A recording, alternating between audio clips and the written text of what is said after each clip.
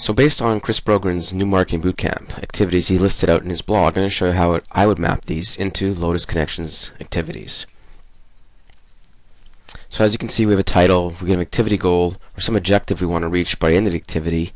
We can tag it, put a due date. We can have members, authors, owners, readers, but we're going to get into that much later on. Right now we're going to stick with the default public access of private, as you may have seen on the left. In any case, what I'm going to do is go ahead and create 3 separate activities or tasks. I can use any kind of rich text I want to embellish what I'm going to achieve, but right now we're just going to keep it pretty simple. So basically it's my own personal to-do list.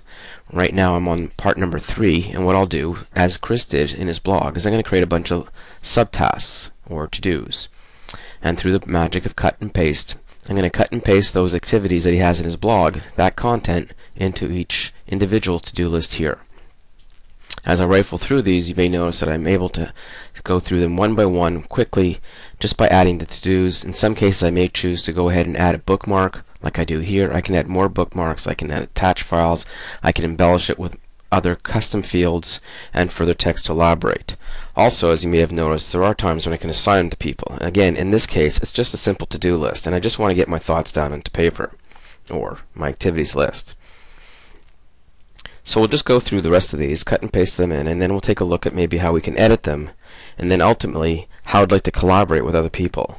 Right now, again, notice on the left hand side you may see things like public access is defaulted to private. So it's just I'm working on it, nobody else, no collaboration whatsoever. Here I'm showing how you can edit or verify you do have some hyperlinks in place. And here I want to add a couple of hyperlinks which I may have forgotten or I want to edit. And again, it looks very much like an email message, except again we're focusing on a particular task at hand. I'm going to save it, and then I'm going to scroll to the left, and because I want to open this up to my community, I want to change it from private to public, which means anybody can go ahead and add some content to it. And in this matter, we're going to go ahead and scale this thing up.